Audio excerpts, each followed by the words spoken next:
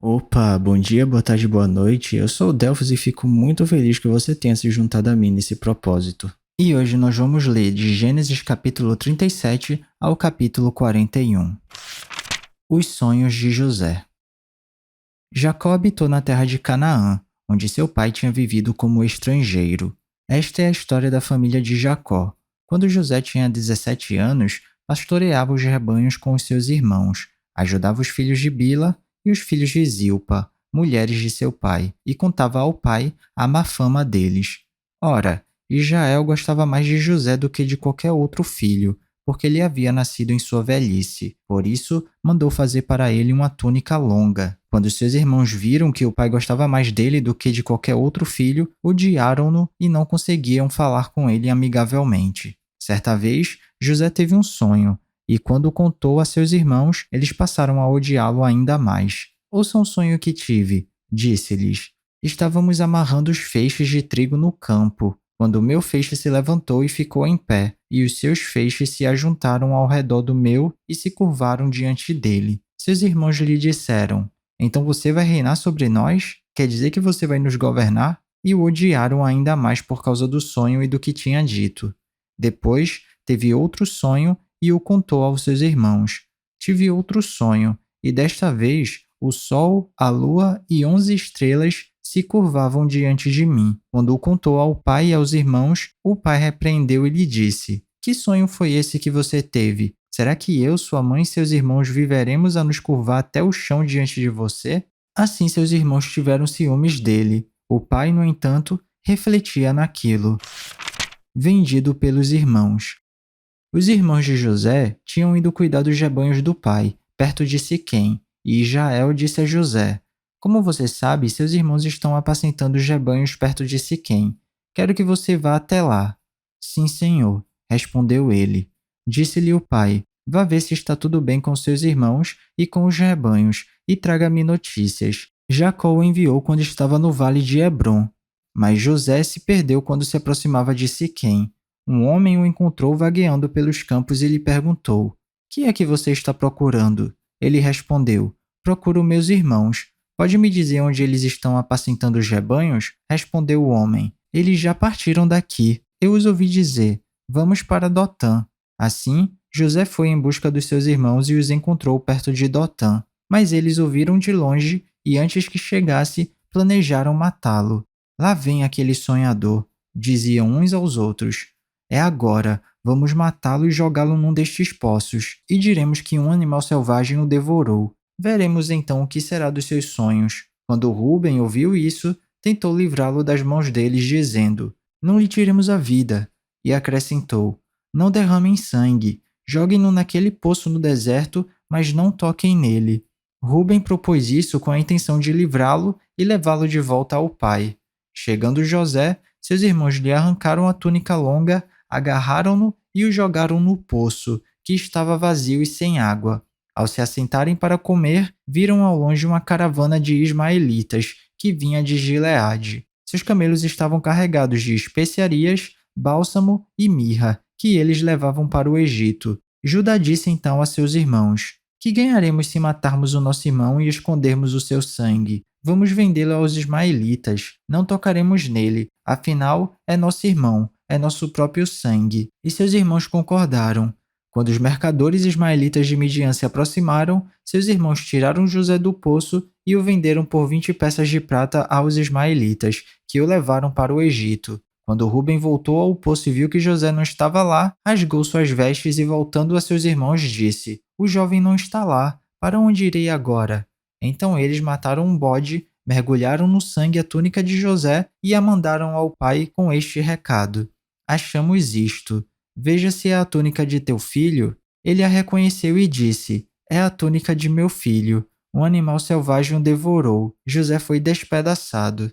Então Jacó rasgou suas vestes, vestiu-se de pano de saco e chorou muitos dias por seu filho. Todos os seus filhos e filhas vieram consolá-lo, mas ele recusou ser consolado, dizendo: Não, chorando descerei à sepultura para junto de meu filho. E continuou a chorar por ele. Nesse meio tempo, no Egito, os midianitas venderam José a Potifar, oficial do faraó e capitão da guarda.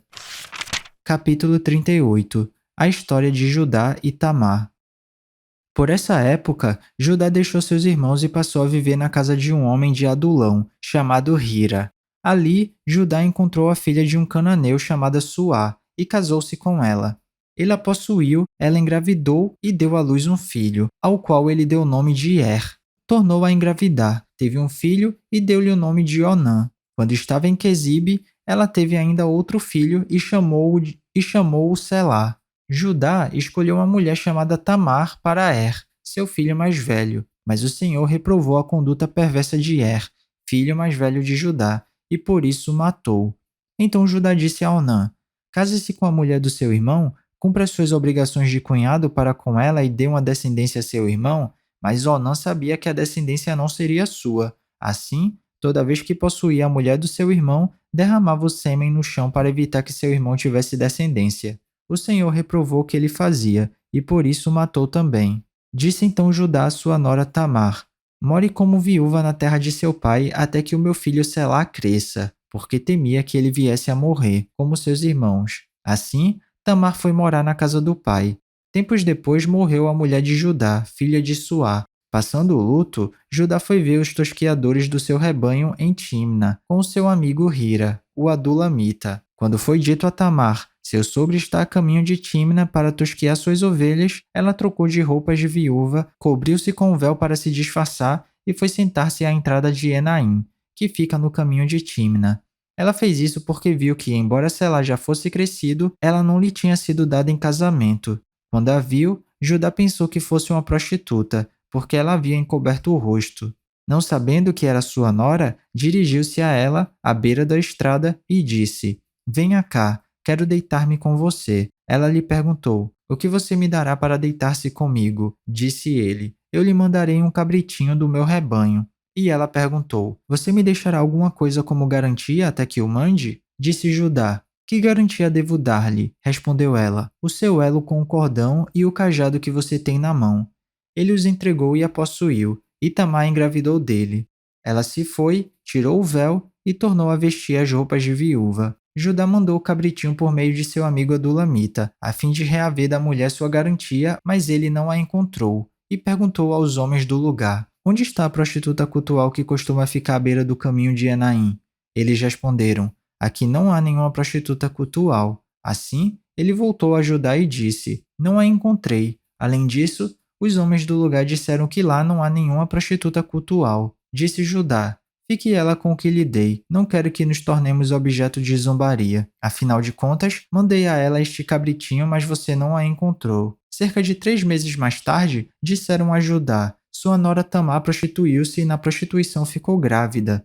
Disse Judá: Tragam-no para fora e queimem-na viva. Quando ela estava sendo levada para fora, mandou o seguinte recado ao sogro: Estou grávida do homem que é dono destas coisas. E acrescentou: Veja se o senhor reconhece a quem pertence este selo, este cordão e este cajado. Judá os reconheceu e disse: Ela é mais justa do que eu, pois eu devia tê-la entregue a meu filho Selá, e não voltou a ter relações com ela. Quando lhe chegou a época de dar à luz, havia gêmeos em seu ventre. Enquanto ela dava à luz, um deles pôs a mão para fora. Então a parteira pegou um fio vermelho e amarrou no pulso do menino, dizendo: Este saiu primeiro. Mas quando ele recolheu a mão, seu irmão saiu. E ela disse: Então você conseguiu uma brecha para sair. E deu-lhe o nome de Pérez. Depois saiu seu irmão, que estava com o fio vermelho no pulso, e foi-lhe dado o nome de Zerá.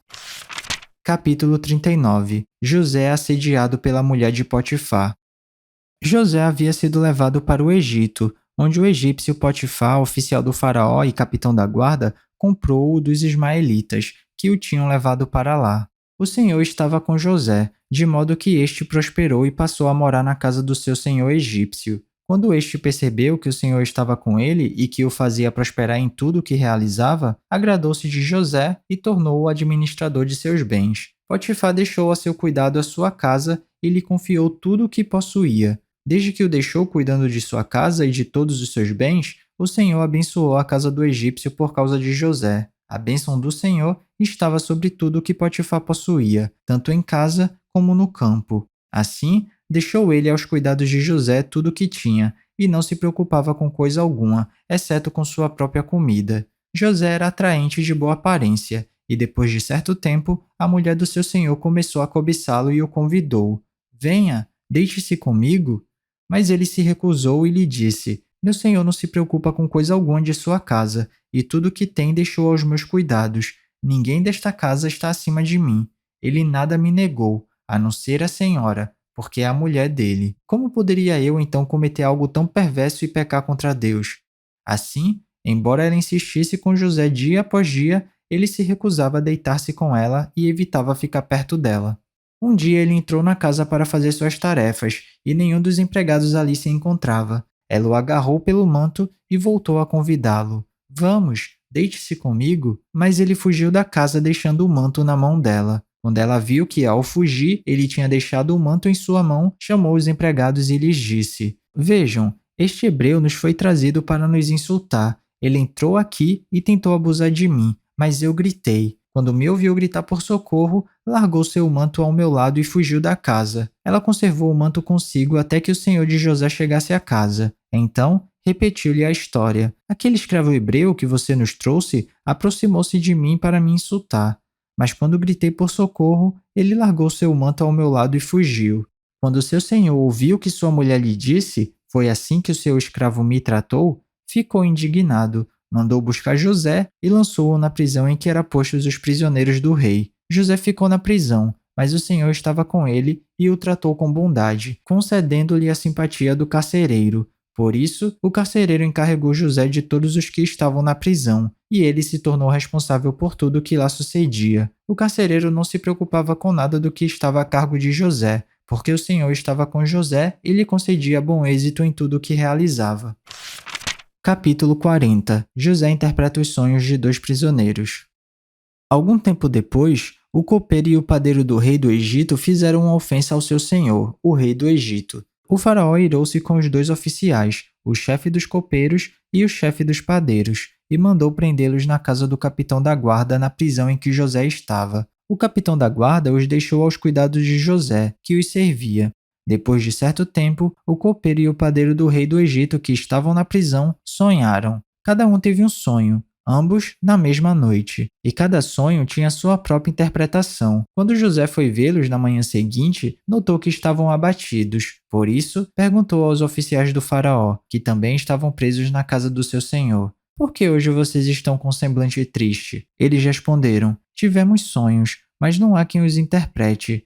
Disse-lhe José: Não são de Deus as interpretações? Contem-me os sonhos. Então o chefe dos copeiros contou seu sonho a José.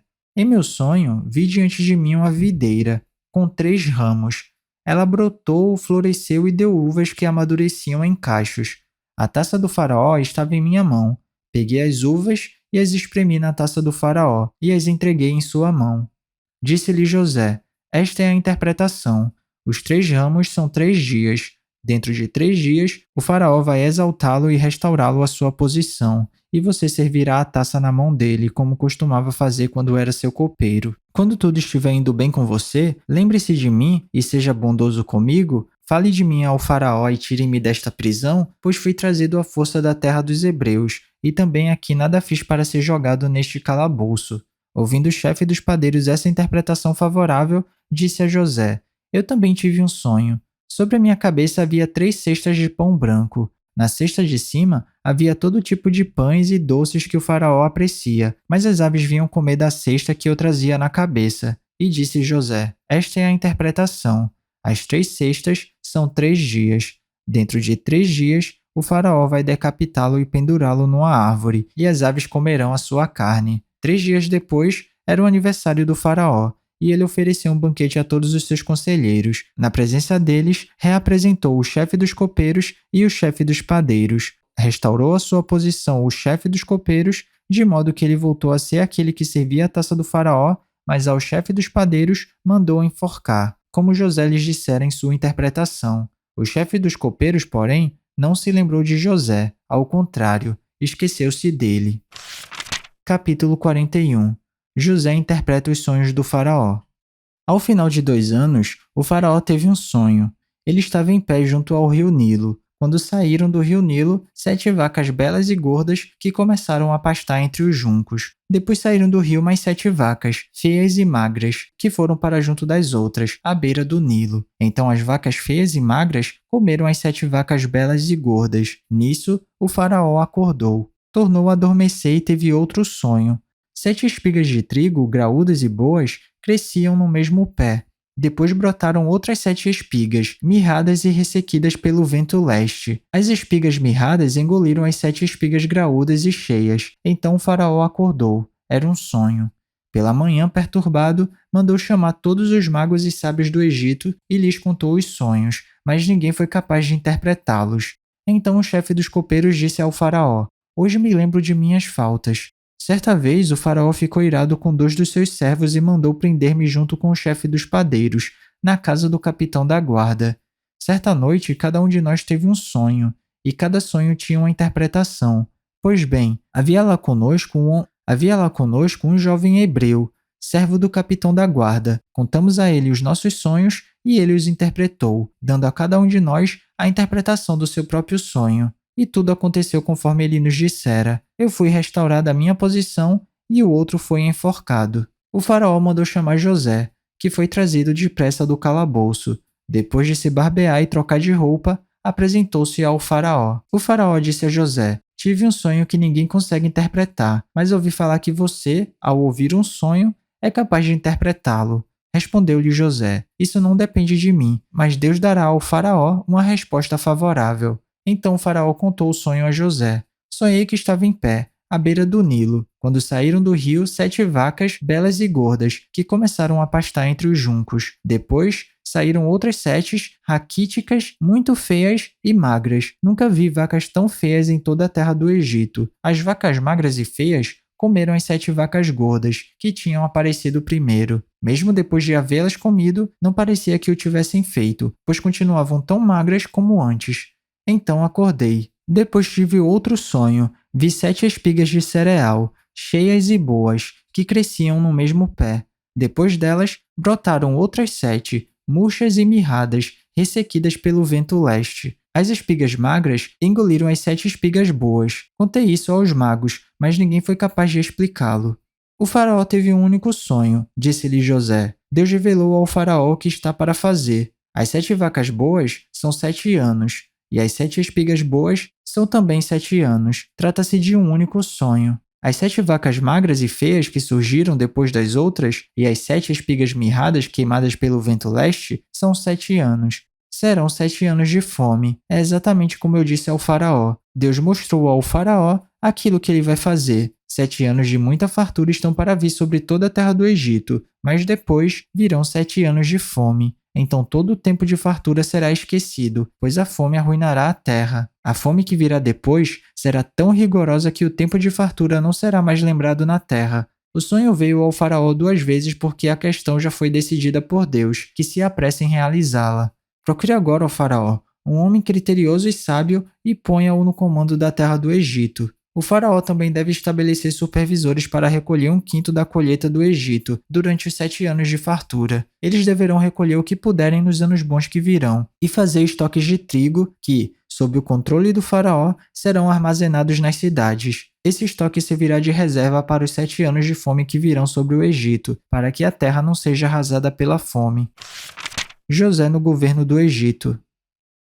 O plano pareceu bom ao faraó e a todos os seus conselheiros. Por isso, o faraó lhe perguntou: "Será que vamos achar alguém como este homem, em quem está o Espírito Divino?" Disse, pois, o faraó a José: "Uma vez que Deus lhe revelou todas essas coisas, não há ninguém tão criterioso e sábio como você. Você terá o comando de meu palácio, e todo o meu povo se sujeitará às suas ordens. Somente em relação ao trono, serei maior que você."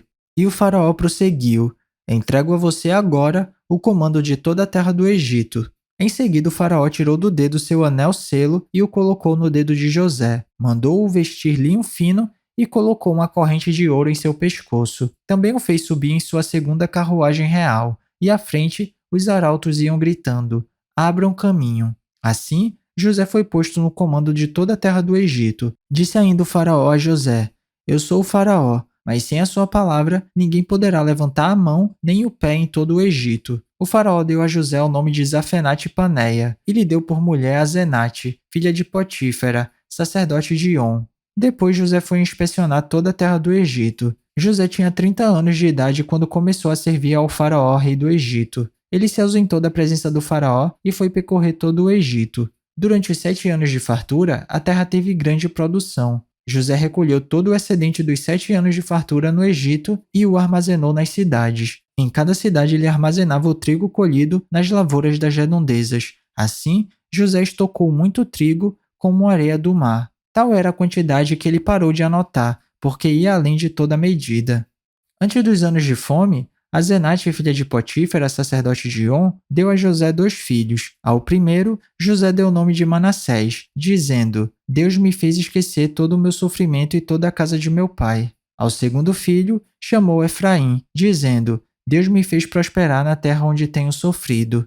Assim, chegaram ao fim os 7 anos de fartura no Egito e começaram os 7 anos de fome, como José tinha predito. Houve fome em todas as terras, mas em todo o Egito havia alimento. Quando todo o Egito começou a sofrer com a fome, o povo clamou ao faraó por comida, e este respondeu a todos os egípcios: Dirijam-se a José e façam o que ele disser. Quando a fome já se havia espalhado por toda a terra, José mandou abrir os locais de armazenamento e começou a vender trigo aos egípcios, pois a fome se agravava em todo o Egito, e de toda a terra vinha gente ao Egito para comprar trigo de José, porquanto a fome se agravava em toda parte.